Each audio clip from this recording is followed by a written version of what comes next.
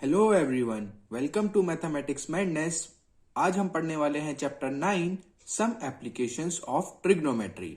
अब इस चैप्टर को स्टार्ट करने से पहले इस चैप्टर में जो ट्रिग्नोमेट्री के फॉर्मूलेस यूज होंगे वो हम एक बार रिवाइज कर लेते हैं, फिर इस चैप्टर को पढ़ेंगे। देखो, ट्रिग्नोमेट्री में हमने पढ़ा था कि अगर ए बी सी एक राइट एंगल ट्राइंगल है और ये एंगल थीटा है, तो साइन थीटा इक्वल होता है perpendicular upon hypotenuse and cos theta equal होता है base upon hypotenuse and tan theta equal होता है परपेंडिकुलर अपॉन बेस। डन। और जो कोसेक थीटा होता है वो इक्वल होता है 1 अपॉन साइन थीटा और इक्वल होता है हाइपोटेन्यूस अपॉन परपेंडिकुलर। और जो सेक थीटा होता है वो होता है रेसिप्रोकल ऑफ कॉस थीटा और इक्वल होता है h अपॉन बी। और लास्ट जो कॉट थीटा होता है वो इक्वल होता है 1 अपॉन टेन थीटा इक्वल होता है बी अपॉन पी के। अब यहां पर पी क्या है? पी को बोलते हैं हम परपेंडिकुलर, एच को हाइपोटेन्यूस एंड बी को बेस। अब अगर ये एबीसी ट्रायंगल है तो अब हमें इसमें पता कैसे चलता है कि कौन सी साइड बेस है, कौन सी साइड हाइपोटेन्यूस है और कौन सी साइड परपेंडिकुलर है? तो देखो, हम यहां पर बात कर रहे हैं एंगल थीटा के लिए। साइन भी हमने कैलकुलेट करा थीटा के लिए, कॉस भी, टेन भी। तो जो साइड इस थीटा के अपोजिट होगी उसे हम क्या बोलेंगे? परपेंडिकुलर। यानी कि ए बी क्या हुई? परपेंडिकुलर। और साइड अपोजिट टू 90 डिग्री उसे हम बोलते हैं हाइपोटेन्यूस। और बची हुई साइड कौन सी हुई? बेस। डन। तो यहां पर ए बी क्या है? परपेंडिकुलर और AC है हाइपोटेन्यूस और BC है बेस। डन। और इससे पहले ट्रिग्नोमेट्री की वीडियो में मैंने आपको इन्हें लर्न करने की शॉर्टकट ट्रिक बताई थी। और वो ट्रिक क्या थी? आपको एक लाइन लर्न करनी थी, वो थी some people have curly brown hair to permanent black. Done. तो आपको बस लाइन लर्न करनी है, some people have curly brown hair to permanent black. इसके अलावा जो ट्रिग्नोमेट्रिक फॉर्मूलेज यूज होंगे इसमें वो क्या है? वो है हमें ट्रिग्नोमेट्रिक रेशियोज की वैल्यू पता होनी चाहिए एट सम स्पेसिफिक एंगल। तो देखो, यहां पर है थीटा की वैल्यू, यानी कि 0 degree, 30 degree, 45 degree and 60 degree and then 90 degree. और यहां पर है sine theta, cos theta and then tan theta. तो साइन 0 डिग्री कितना होता है? 0। साइन 30 डिग्री होता है हाफ और साइन 45 डिग्री होता है 1 upon root 2 and sine 60 degree होता है रूट 3 अपॉन 2 और साइन 90 डिग्री होता है 1। कॉस 0 डिग्री होता है 1, कॉस 30 डिग्री होता है रूट 3 बाय 2, कॉस 45 होता है 1 बाय रूट 2, कॉस 60 होता है हाफ और कॉस 90 0। और टेन 0 होता है 0, टेन 30 होता है 1 अपॉन रूट 3, टेन 45 होता है 1, टेन 60 होता है रूट 3 और टेन 90 नॉट डिफाइन। तो ये थे कुछ ट्रिग्नोमेट्रिक फॉर्मूले जो हमें इस चैप्टर में यूज करने पड़ेंगे। Now line of site. अब लाइन ऑफ साइट क्या होती है? तो देखो, अगर यहां पर एक ऑब्जर्वर खड़ा है ए पॉइंट पर और एक टावर के टॉप को देख रहा है जो है पॉइंट बी पर। डन। तो ये है ए पॉइंट ऑब्जर्वर और पॉइंट बी है टावर, यानी कि जिसे ये ऑब्जर्व कर रहा है। तो ये है ऑब्जेक्ट और ये ऑब्जर्वर। तो जो लाइन ऑब्जर्वर की आईज से और ऑब्जेक्ट को टच करेगी, यानी कि ये वाली लाइन, इस लाइन को हम क्या कहते हैं? Line of sight.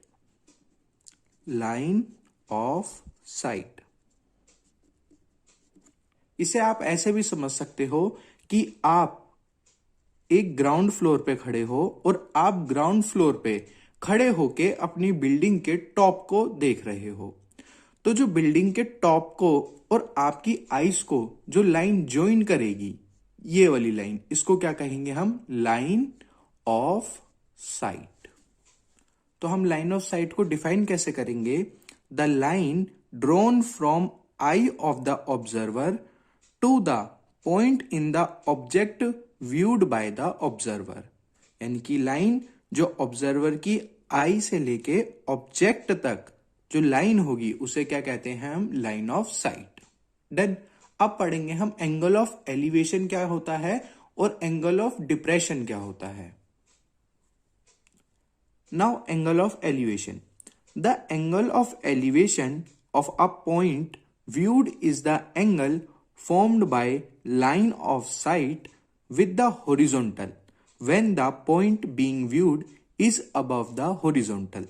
तो एंगल ऑफ एलिवेशन क्या है? एंगल ऑफ एलिवेशन वो एंगल है जो लाइन ऑफ साइट और हॉरिजॉन्टल के बीच में बनता है। कब? जब ऑब्जेक्ट जिसे हम देख रहे हैं वो हॉरिजॉन्टल लेवल के ऊपर हो। जैसे कि ये देखो, ये एक ग्राउंड है। डन। और यहां पर ये एक टॉल बिल्डिंग है ए बी, और यहां पर एक ऑब्जर्वर है। डन। तो अब देखो, यहां पर हॉरिजॉन्टल लेवल कौन सा होगा? हॉरिजॉन्टल लेवल यानी कि ये वाला level. Done. Line of site कौन सी लाइन होगी? लाइन ये वाली जो आई ऑफ ऑब्जर्वर और जो पॉइंट है जिसे ऑब्जर्वर देख रहा है उसे कनेक्ट करती है, वो होती है लाइन ऑफ साइट। तो हॉरिजॉन्टल और लाइन ऑफ साइट के बीच में जो एंगल बनेगा उसे क्या बोलते हैं हम? Angle of elevation. डन। तो ये वाली लाइन थी हमारी हॉरिजॉन्टल और ये वाली लाइन थी लाइन ऑफ साइट, और ये थीटा क्या है? Angle of elevation. और यहां पे जो पॉइंट है जिसे हम देख रहे हैं वो हॉरिजॉन्टल से ऊपर है। Done. Now angle of depression. Angle of depression क्या होता है? The angle of depression of a point on the object being viewed is the angle formed by the line of sight with the horizontal when the point is below the horizontal level। Angle of elevation और angle of depression में क्या difference होता है कि angle of elevation में जो object होता है जिसे हम देख रहे हैं वो कहां होता है? अबव द हॉरिजॉन्टल होता है। और एंगल ऑफ डिप्रेशन में जो ऑब्जेक्ट होता है जिसे हम देख रहे हैं वो बिलो हॉरिजॉन्टल होता है। डन। तो देखो, इसे एक एग्जांपल के थ्रू समझते हैं कि अब की बार यहां पर है ये एक tall building A B. Done. और ये है ग्राउंड सरफेस। अब बिल्डिंग की छत पर ऑब्जर्वर खड़ा है। डन। और यहां पर एक कार जा रही है। ऑब्जर्वर इस कार को देख रहा है। तो देखो, लाइन ऑफ साइट क्या होगी?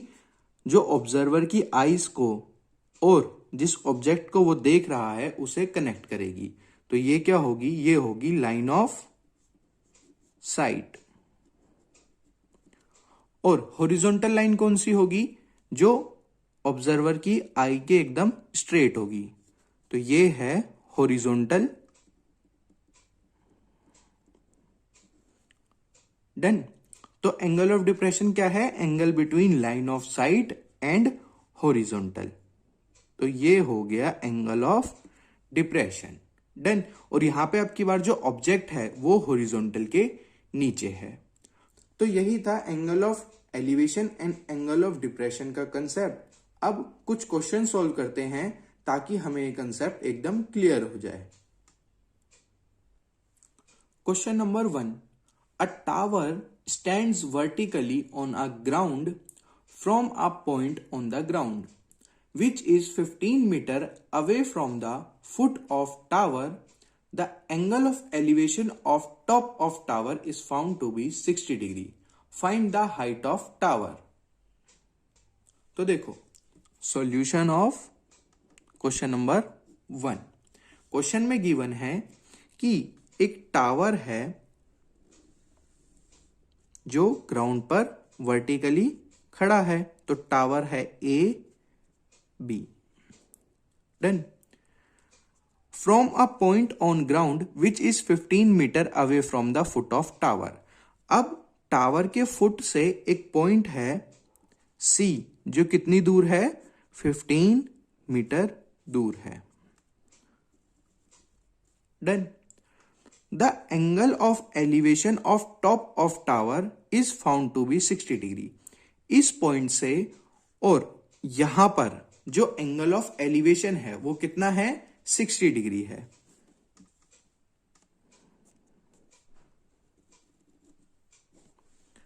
तो ये जो एंगल है ये कितना है?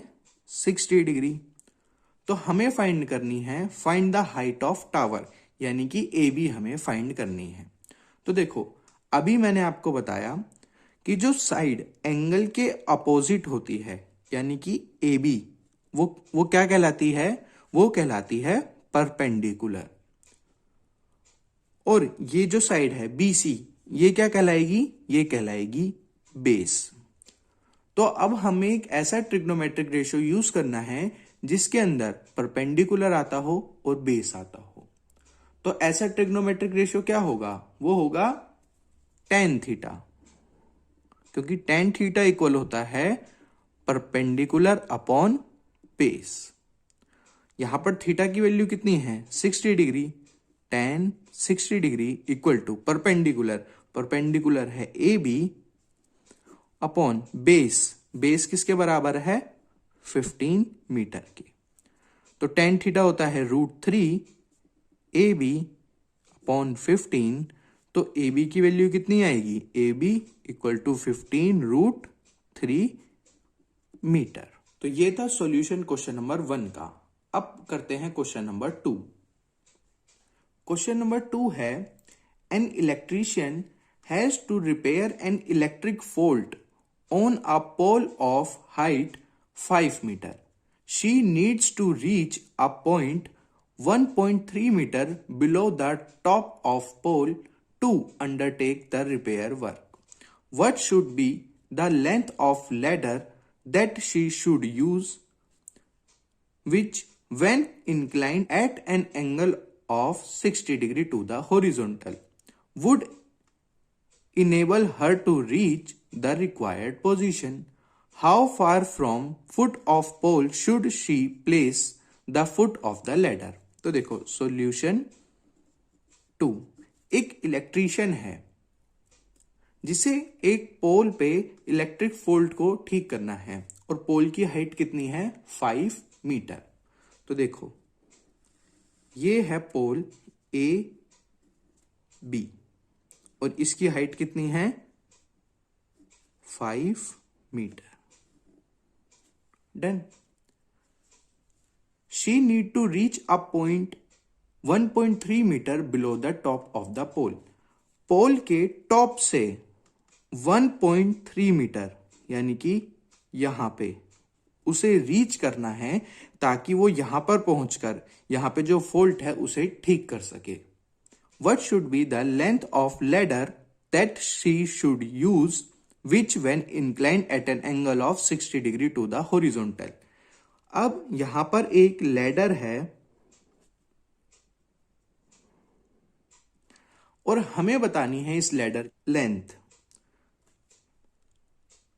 कि इस लैडर की लेंथ कितनी हो ताकि वो इस पॉइंट तक पहुंच जाए। और ये लैडर कितना एंगल बना रही है, 60 डिग्री। तो देखो, इस पॉइंट को अगर हम डी माने तो हमें फाइंड आउट करना है डीसी, यानी कि length of ladder, and second part distance between tower and foot of ladder, यानी कि बीसी। तो हमें फाइंड आउट करना है सी डी और बी सी। तो देखो, हम क्वेश्चन में से देख के कह सकते हैं कि जो बी डी होगा वो कितना होगा, 5 माइनस 1.3, यानी कि 3.7। डन। अब देखो, in triangle B C D, यानी कि ये छोटा वाला ट्राइंगल। अब इस ट्राइंगल में देखो, हमें क्या क्या पता है, हमें बी डी पता है 3.7, और हमें फाइंड आउट करनी है सी डी और बी सी। सी डी क्या है, सी डी है हाइपोटेन्यूज और बी डी है परपेंडिकुलर, तो बी डी है परपेंडिकुलर और सी डी है हाइपोटेन्यूज एंड बी सी है बेस। हमें हाइपोटेन्यूज और बेस फाइंड आउट करना है और हमें परपेंडिकुलर पता है।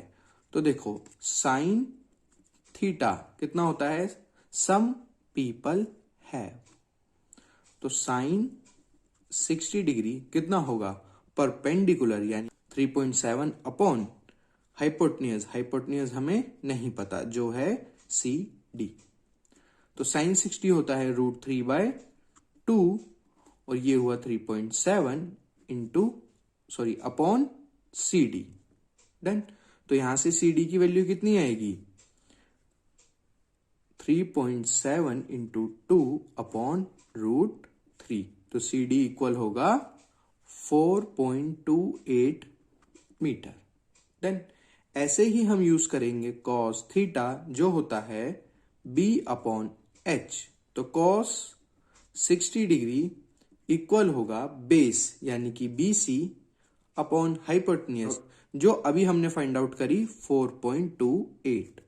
तो कॉस 60 डिग्री होता है 1/2 बी सी अपॉन 4.28। तो 2 से 4.28 कैंसिल होगा और यहां पे आएगा 2.14। तो बी सी की वैल्यू आएगी 2.14 मीटर। डन। तो ये था सॉल्यूशन क्वेश्चन नंबर 2 का। अब हम करेंगे question number 3। Now question number 3, an observer 1.5 meter tall is 28.5 meter away from a chimney. The angle of elevation of top of chimney from her eyes is 45 degree. What is the height of chimney? तो question में हमें given है कि एक observer है जिसकी height कितनी है, 1.5 metre. Done. Is 28.5 metre away from a chimney. तो ये एक चिमनी से 28.5 मीटर दूर है। डन। तो ये पॉइंट हमने माना बी और ये है पॉइंट ए और ये है chimney. Done. The angle of elevation of top of chimney from her eye is 45 degree. उसकी आईज से जो एंगल ऑफ एलिवेशन बनेगा टॉप ऑफ चिमनी का, वो हमें गिवन है 45 डिग्री। डन। इस पॉइंट को हम मार्क करेंगे एम। तो देखो, अगर ए बी 28.5 है तो ये जो एन एम साइड है ये कितनी होगी, ये भी 28.5 होगी, क्योंकि ये क्या हो रहा है, एक रेक्टेंगल फॉर्म हो रहा है और रेक्टेंगल में अपोजिट साइड इक्वल होती हैं। तो अगर ये 28.5 है तो ये वाली साइड भी कितनी होगी, 28.5। अब हम ट्राइंगल सी एम एन में क्या यूज करेंगे, हम यूज करेंगे tan 45। tan किसके बराबर होता है? Perpendicular upon base. तो यहां पे परपेंडिकुलर है एम सी अपॉन बेस है 28.5। तो tan 45 होता है 1 equal to M C upon 28.5। तो एम सी इक्वल होगा 28.5 मीटर। डन। लेकिन हमसे पूछा क्या गया है, what is the height of the chimney. Chimney की हाइट कितनी है? C B. हमने क्या फाइंड आउट करा है? C M. तो देखो, जब हम सी एम में एम बी ऐड करेंगे तब क्या आएगी? Height of chimney. Therefore height of chimney equal to C M plus M B, यानी कि 28.5 प्लस 1.5। तो ये कितनी आएगी? ये आएगी 30 मीटर। डन। तो ये था सॉल्यूशन क्वेश्चन नंबर 3 का। अब करते हैं question number 4। Now question number 4।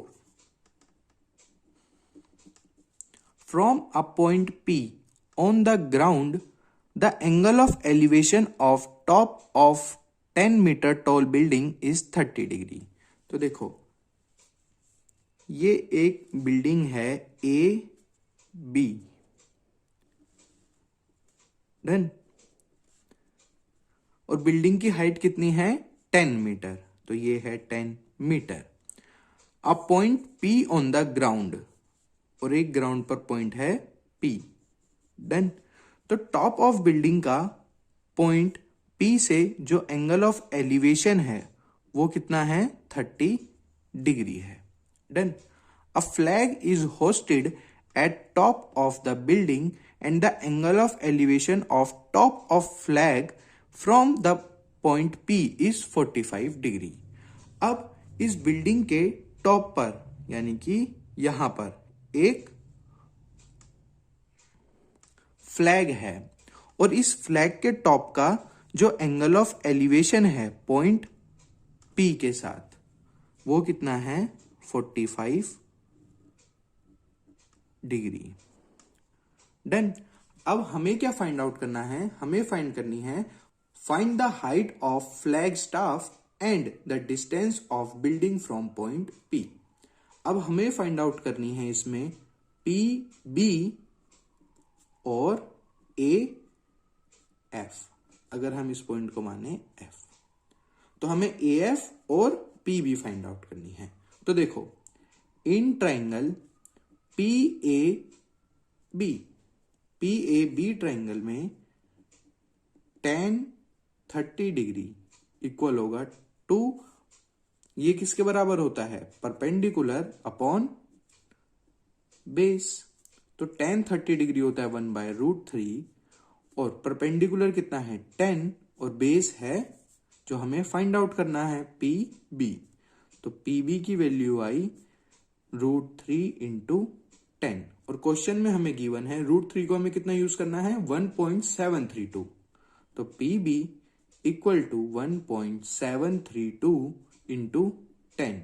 तो पी बी की वैल्यू आई 17.32 मीटर। अब हमें फाइंड आउट करनी है वैल्यू ऑफ ए एफ। अगर हम लेते हैं ट्राइंगल एफ पी बी, यानी कि ये बड़े वाला ट्राइंगल, तो tan 45 इक्वल होगा परपेंडिकुलर, यानी कि एफ बी अपॉन बेस, यानी कि बी पी। tan 45 कितना होता है? 1 equal to F B upon BP, और बीपी की वैल्यू अभी हमने फाइंड करी कितनी है? 17.32। तो यहां से एफ बी की वैल्यू कितनी आई? 17.32। डन। लेकिन हमें फाइंड आउट क्या करनी थी? हमें फाइंड आउट करनी थी ए एफ की वैल्यू, यानी कि ये ए एफ की वैल्यू, और हमें मिली क्या है? हमें मिली है एफ बी की वैल्यू। तो ए एफ की वैल्यू कैसे आएगी? अगर हम एफ बी में से ए बी को माइनस कर दें तो क्या आएगी? F A. तो देखो, since F A equal to F B minus A B. तो देखो एफ ए इक्वल होगा एफ बी। एफ बी कितना है 17.32 माइनस ए बी कितना है 10, तो ये आएगा 7.32 मीटर। ये वैल्यू होगी एफ ए की। तो ये था सॉल्यूशन क्वेश्चन नंबर 4 का। अब हम करेंगे question number 5। Now question number 5, the shadow of a tower standing on a level ground is found to be 40 meter longer when the sun's altitude is 30 degree than when it is 60 degree. Find the height of tower. तो देखो solution 5, एक tower है A B. जब सन की position यहां पर थी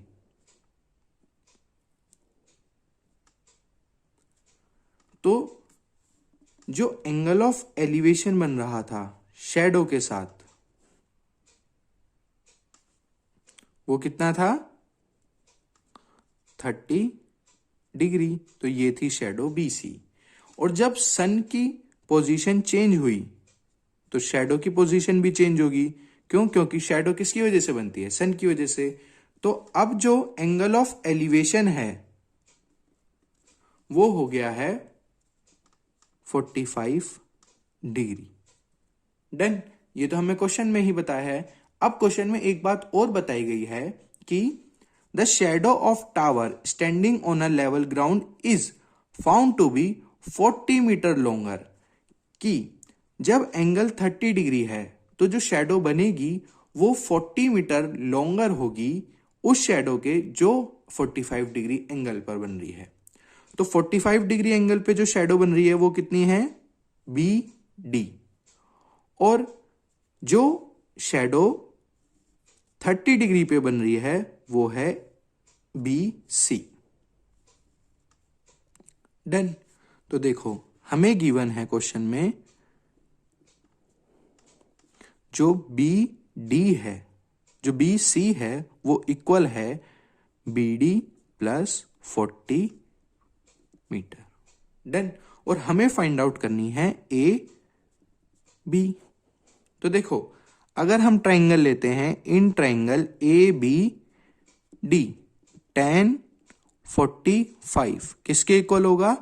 perpendicular यानी कि ए बी अपॉन बेस यानी कि बी डी। और tan 45 कितना होता है? 1। तो A B upon B D. तो ए बी इक्वल हो गया बी डी के। डन। अब देखो अगर अब हम यूज करें ट्राइंगल ए बी सी यानी कि बड़ा वाला ट्राइंगल, तो tan 30 डिग्री कितना होगा? A B upon B C. B C tan 30 degree होता है 1/√3 A B upon B. B C की जगह हम लिख सकते हैं बी डी प्लस 40। ये हमने इक्वेशन बनाई थी यहां पर। तो देखो बी डी किसके इक्वल है? ए बी के। अभी हमने फाइंड आउट करा तो 1/√3 इक्वल है A B upon A B plus 40 degree. तो यहां से आया A B plus 40 degree equal to √3 A B. तो ए बी की वैल्यू कितनी आएगी? A B √3 A B minus A B equal to 40। तो ए बी की वैल्यू आई 40/√3 माइनस 1। तो ये ही थी हाइट ऑफ टावर। तो इसी के साथ हमारा क्वेश्चन नंबर 5 भी खत्म हुआ। अब हम करते हैं question number 6। Now question number 6, the angle of depression of top and bottom of an 8 metre tall building from the top of a multi-storied building are 30 degree and 45 degree respectively. Find height of building and distance between the two building. तो question number 6, इसमें हमें given है कि एक building है जिसकी height है 8 metre और इसके सामने है एक मल्टी स्टोरीड बिल्डिंग जिसकी हाइट हमें फाइंड करनी है। और क्वेश्चन में गिवन है angle of depression of top and bottom of 8 metre tall building, कि ये जो बिल्डिंग है इससे जो एंगल ऑफ डिप्रेशन बन रहा है टॉप के लिए है 30 डिग्री एंड बॉटम के लिए है 45 डिग्री। डन।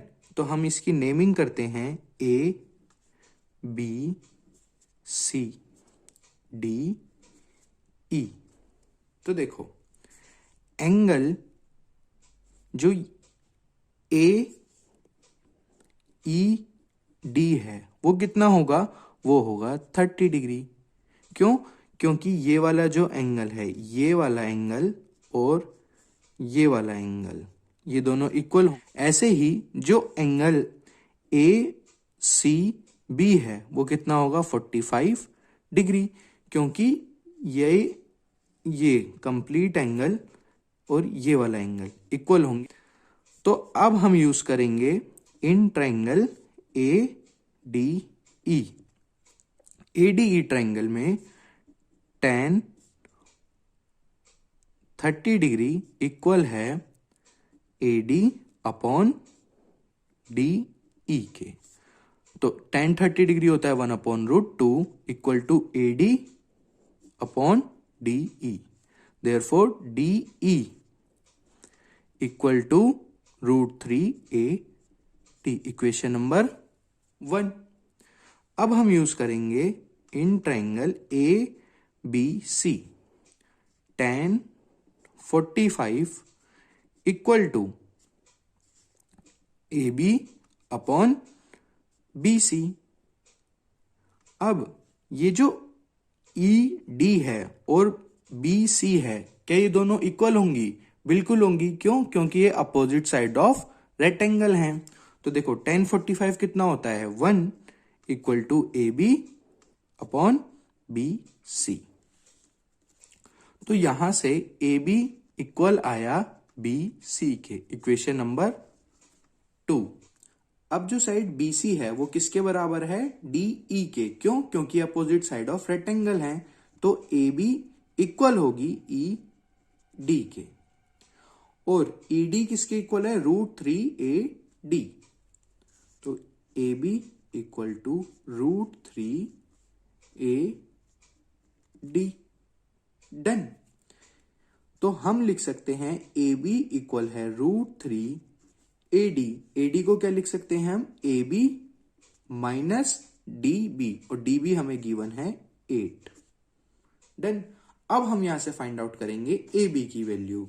तो A B equal to √3 AB minus 8√3। तो यहां से आएगा 8√3 equal to √3 AB plus AB। तो AB की फाइनल वैल्यू कितनी आएगी, 8√3 अपॉन √3 प्लस 1।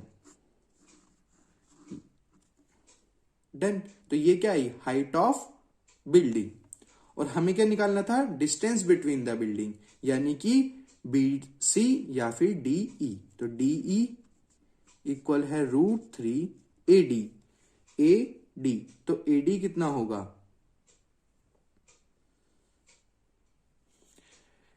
ए डी होगा A B minus B D जो है 8। तो डी ई इक्वल है √3, ए बी की वैल्यू है 8√3 अपॉन √3 प्लस 1 माइनस 8।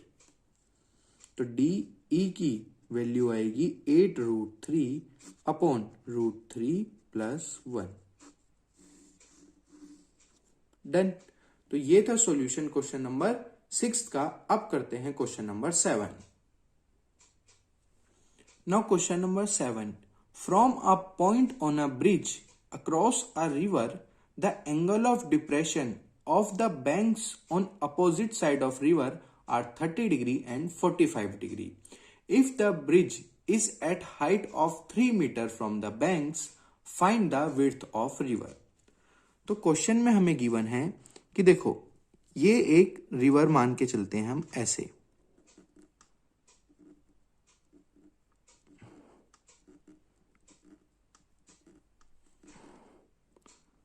डन, और इसके ऊपर है एक ब्रिज, डन। तो ब्रिज पे एक पॉइंट से एंगल ऑफ डिप्रेशन है दोनों बैंक का, वो कितना है 30 डिग्री एंड 45 डिग्री। तो देखो ऑब्जर्वर यहां पर है तो ये होगी हॉरिजॉन्टल लाइन और ये है फर्स्ट बैंक, तो ये वाला एंगल कितना है 30 डिग्री और दूसरा यानी कि इस साइड ये कितना है 45 डिग्री, डन। इस पॉइंट को मानते हैं हम पॉइंट ए, ये है बी और ये है सी। और क्वेश्चन में गिवन है हमें if the bridge is at height of 3 metre from the banks, और जो ब्रिज की हाइट है वो कितनी है 3 मीटर। हमें फाइंड आउट करनी है find the width of the river, यानी कि बी सी। तो सॉल्यूशन 7th में हमें फाइंड आउट करनी है बी सी की वैल्यू। तो देखो अगर ये वाला एंगल 45 डिग्री है तो क्या एंगल ए सी बी भी 45 डिग्री होगा? बिल्कुल। ये वाला एंगल कितना आया 45 डिग्री। ऐसे ही जो एंगल ए बी सी है वो कितना होगा 30 डिग्री। तो देखो इन ट्राइंगल ए सी, और इस पॉइंट को नाम देते हैं हम डी, tan 45 डिग्री कितना होगा परपेंडिकुलर अपॉन बेस, यानी कि tan 45 कितना होता है 1, और यहां पर परपेंडिकुलर कितना होगा 3 अपॉन बेस सी डी, तो सी डी की वैल्यू आई 3।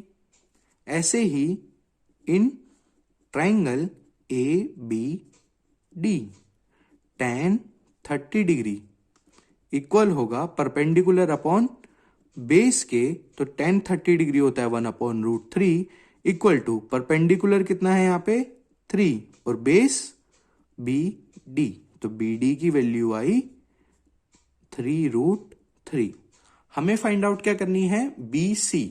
तो देखो हम फिगर में से देख के कह सकते हैं कि जो बी सी है वो सम है बी डी और सी डी का। तो जो बी डी है वो कितना है 3√3 प्लस सी डी 3, तो बी सी की वैल्यू कितनी आएगी 3√3 प्लस 1 बी सी, डन। तो ये था सॉल्यूशन क्वेश्चन नंबर 7 का। तो इसी के साथ हम आज की वीडियो को फिनिश करते हैं। आई होप आपको ये वीडियो बहुत अच्छी लगी होगी, और अगर वीडियो अच्छी लगी है तो वीडियो को लाइक कर दो, चैनल को सब्सक्राइब कर लो और वीडियो शेयर करो अपने दोस्तों के साथ। Thank you.